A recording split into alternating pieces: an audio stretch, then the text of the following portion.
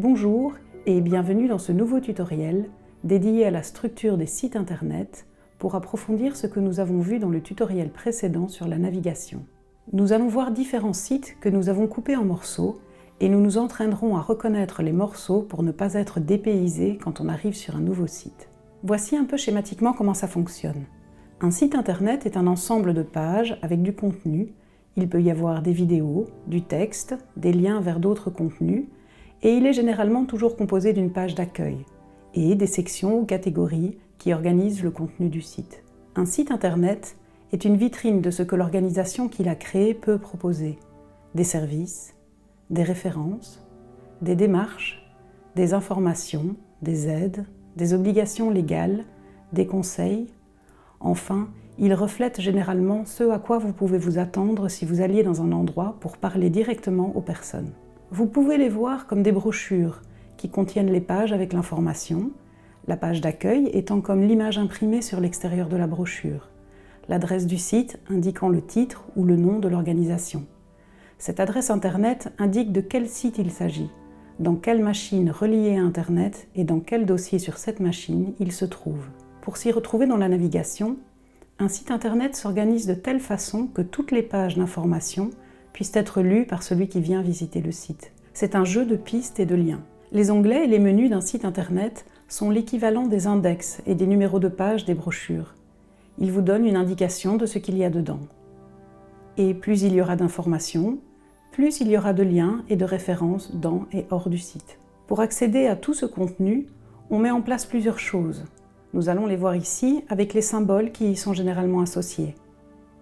Des menus, qui sont autant de portes qui m'emmènent sur du contenu, un moteur de recherche, le logo du site qui m'amène généralement à la page d'accueil, des informations légales, les informations de contact et des modules spéciaux comme les paramétrages, les comptes de réseaux sociaux, les espaces de connexion avec un compte, les espaces de paiement ou le caddie,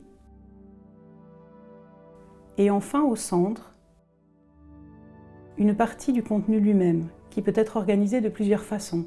Actualités, événements spéciaux, articles d'information générale à la une et parfois d'autres menus. Je vous invite à faire deux exercices ensemble. Premièrement, comparer des sites qui proposent les mêmes services pour vous montrer qu'ils fonctionnent plus ou moins de la même manière.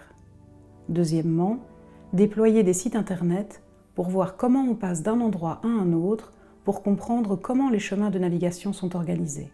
Voyons donc ce moteur de recherche. Les grandes lignes sont les mêmes, mais ce contenu est parfois organisé différemment. Quand on arrive sur la page d'accueil des sites de moteurs de recherche, voilà ce qu'on voit. L'information sur les cookies, quand le site les utilise, comme ici. En haut, un menu formé d'onglets, dans lesquels se trouvent des informations, des paramétrages, etc. Tout en bas, souvent un autre menu avec des informations légales, sauf celui-ci où toutes les informations se trouvent dans le menu du haut. Et ici au milieu, le logo, en grand, et le champ de recherche. Si je fais une recherche, voici ce que j'ai. Toujours les menus et l'identité du site en haut. L'espace pour faire une recherche, avec des menus de filtre pour paramétrer sa recherche. Parfois, des contenus mis en avant à gauche ou à droite. Et tout en bas, les liens pour continuer d'avancer dans sa recherche et le module avec les informations légales. Au milieu, les résultats de ma recherche avec un titre, un début de description, un début de réponse et un lien pour aller voir le site de la réponse complète. Si je prends l'une ou l'autre partie de ces sites et que je les mélange, ça ne changerait pas beaucoup. Ils ont le même aspect. Je pourrais recréer un site en mélangeant ceux-ci. Même s'ils ont l'air différents, ils utilisent tous le même genre de choses et c'est tant mieux, car ça nous aide à les comprendre quand on arrive sur un site similaire. Pour l'ensemble des sites internet, c'est pareil. Je peux m'entraîner à en reconnaître les éléments. Maintenant, on va développer ces sites pour voir comment on nous fait passer de pièce en pièce. On peut généralement avoir trois grands choix pour les pages d'accueil sur les sites internet. Un accueil avec une série d'articles proposés, c'est la vitrine type blog. Un accueil compact, comme ici, avec directement les liens qui nous guident à l'intérieur du site.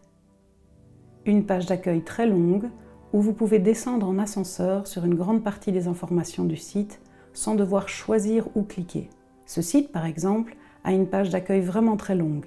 Il a fait le choix d'une vitrine pour que vous n'ayez pas à rechercher le contenu dans des menus. Si vous défilez vers le bas, d'étage en étage avec l'ascenseur, vous pouvez voir tout ce qu'il y a comme information. On retrouve tout de même un menu ici au-dessus. Et vous voyez qu'il se concentre sur les questions fréquentes et les informations légales. Il s'agit du site de l'application COVID-Safe. Et effectivement, les données des utilisateurs qu'il traite sont des données de santé, donc très confidentielles. Il est primordial que les gens sachent trouver du premier coup d'œil comment sont gérées ces données. On voit que ce qui est mis en avant, c'est le téléchargement de l'application, même si on peut se procurer les papiers autrement. Vous voyez que les menus ne se limitent pas à tout en haut ou tout en bas. Ils peuvent se retrouver, comme sur cette page d'accueil, un peu plus bas et un peu partout dans le contenu. Ces menus ici sont des liens vers des espaces d'information qui peuvent être accessibles de plusieurs endroits. À retenir donc, on peut souvent accéder aux mêmes informations par différents chemins. Vous voyez qu'ici, on a de nouveau le lien vers les questions fréquentes. Et ce menu renvoie point par point aux informations développées juste en dessous. Si je clique dessus, je me retrouve un peu plus bas dans la page. Là, vous avez un menu avec des liens vers des sites extérieurs. Et vous retrouvez ici comment recevoir le certificat papier caché sous cette enveloppe.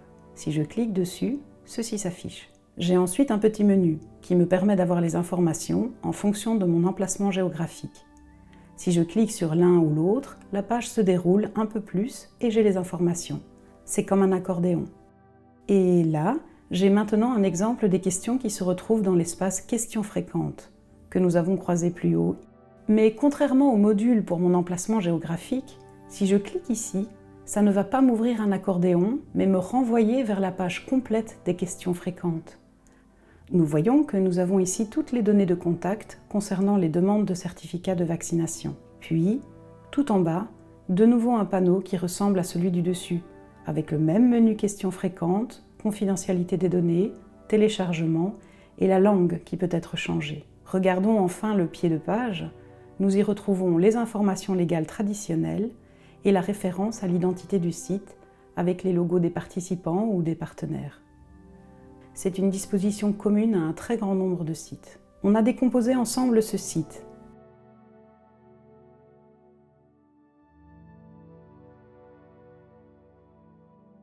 Petite astuce. Si vous êtes sur un site en anglais qui a ceci dans son adresse, /en, comme https://www.monsite.be/en, vous pouvez essayer de remplacer /en par /fr pour voir si une version du site en français est disponible. Vous aurez donc https://monsite.be/fr. Vous aurez alors par exemple FR pour le français, EN pour l'anglais, NL pour le néerlandais ou DE pour l'allemand.